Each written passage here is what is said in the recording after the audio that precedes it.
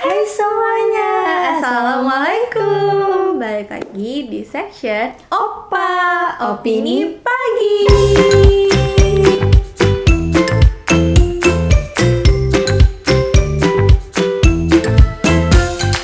Nah, kali ini JJ dan Putri bakalan ngebahas famous topik yang belakangan ini lagi rame banget, itu tentang ikoy-ikoyan. Nah bener banget nih Jay, karena banyak banget yang mengangkat topik satu ini.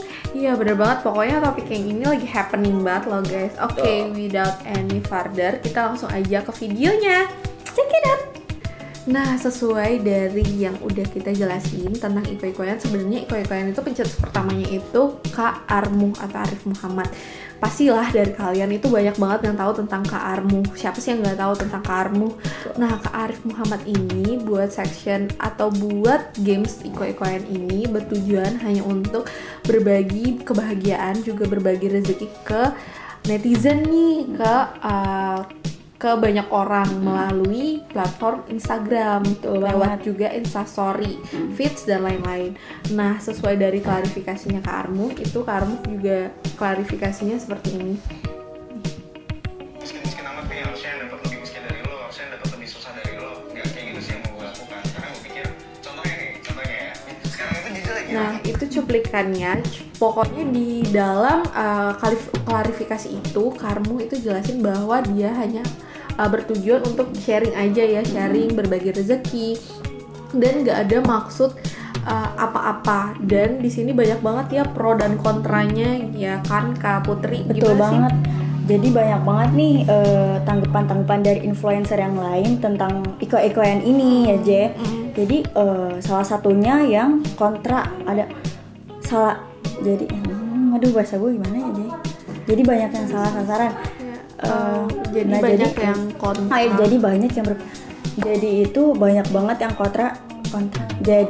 Jadi banyak banget yang kontra tentang iko-ikoyan karena banyak yang salah sasaran. Gak gitu ya? Salah gue nada gue. Jadi banyak juga dari influencer yang menganggap yang kontra dengan iko-ikoyan ini. Kenapa sih? Karena menurut mereka iko-ikoyan ini dianggap salah sasaran. Seharusnya lebih mengutamakan ke fakir miskin atau orang yang kurang mampu, tapi malah dipublikasikan di Instagram atau sosial media. Dan banyak juga yang malah kayak ngemis-ngemis gitu ya jatuhnya. Sebenarnya itu banyak sih pro dan kontranya. Jadi ada juga yang pro, ada beberapa influencer yang pro dan ikut main juga iko-ikoyan. Ada juga yang kontra atau agak sensitif tentang hal ini. Betul banget. Gitu. Jadi sebenarnya tren iko-ikoyan itu udah dari lama, cuman karena nggak ada namanya aja ya. Sebenarnya pun iko-ikoyan sendiri itu, Ikoy itu nama salah satu karyawannya Kak Armuh. Jadi iko-ikoyan itu sebenarnya udah lama dijalani sama Kak Armuh, cuman mungkin tren dan boomingnya itu sekarang karena juga mungkin ya Kak Putri, salah satu faktor yang mendukung adalah perekonomian kita yang menurun karena PPKM gini gitu. Betul banget. Dan ada juga yang kontra dan menyebutkan, kita kutip aja dari beberapa kata-kata nih, kita kutip aja bahwa kalau kata dia itu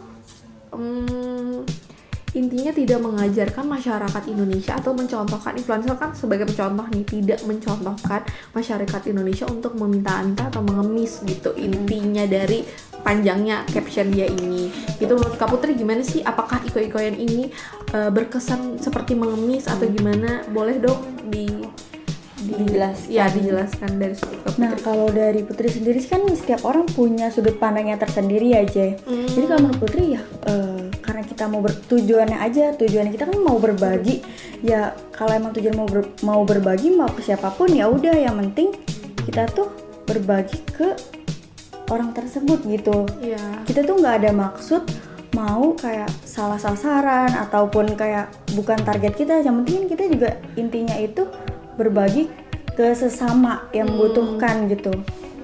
gitu sih. Bener banget, iya sih. Gigi juga setuju sama argumen dari Kak Putri tadi, bahwa kalau kita udah memberi itu sekiranya nggak ada memandang dia butuh atau enggak sebenarnya ya.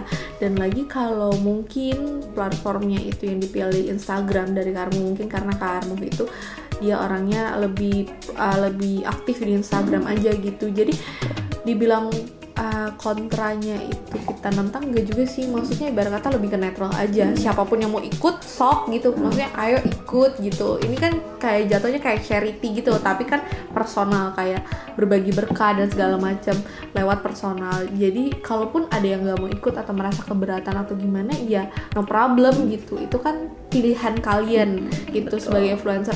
Kita pun sebagai masyarakat atau sebagai followers juga sebenarnya kalau bagi berkah gitu seneng ya Kak Putri. Ibarat kata sekecil atau sedikit apapun berkah dari influencer itu benar-benar nyampe di kita sebagai followersnya mereka gitu. Ambil sisi positifnya aja sih, nggak seharusnya semuanya dinegatifin tuh, nggak harus sebenarnya sih.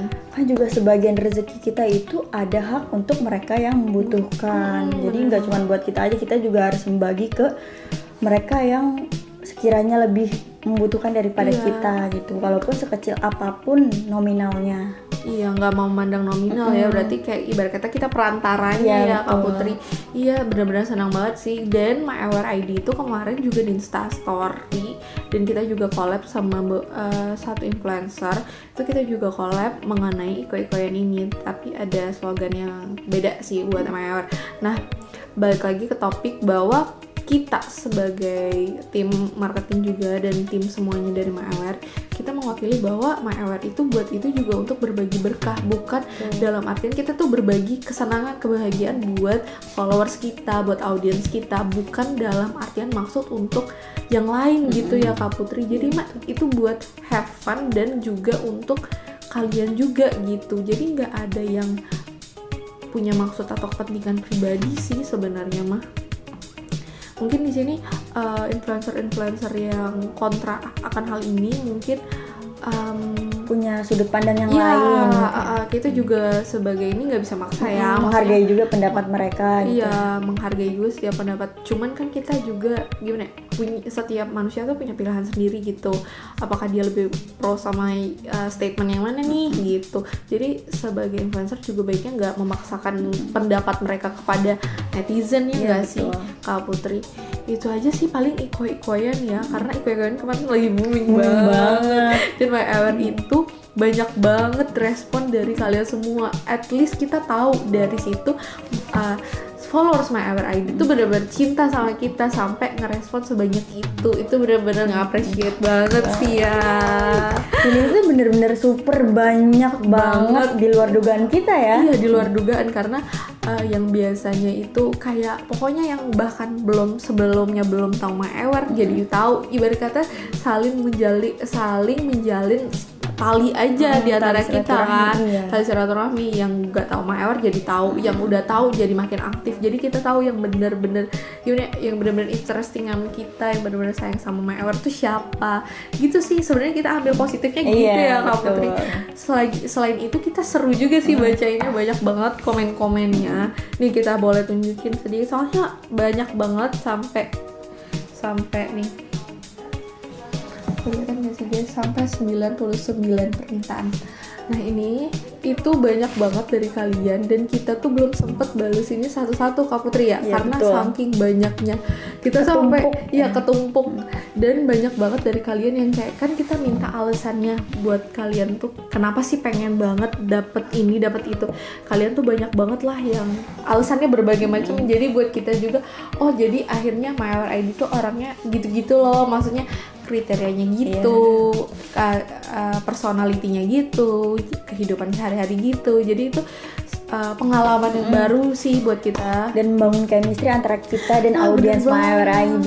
Bener banget sih Kak Putri. Jadi kita ambil positifnya aja ya teman-teman. Jadi nggak ada yang harus di pro atau kontrain, jadi ambil netralnya aja. Bener nggak? Oke, sekian mungkin pendapat dari JJ dan Kak Putri. Ya. Untuk opas selanjutnya boleh banget kalian komen di bawah sebaiknya kita buat Kita buat video konten apa, iya konten apa yang bertema menarik, apa. iya yang lagi booming, lagi viral, boleh banget di komen di bawah. Dan jangan lupa like, comment, and subscribe. Wassalamualaikum warahmatullahi wabarakatuh.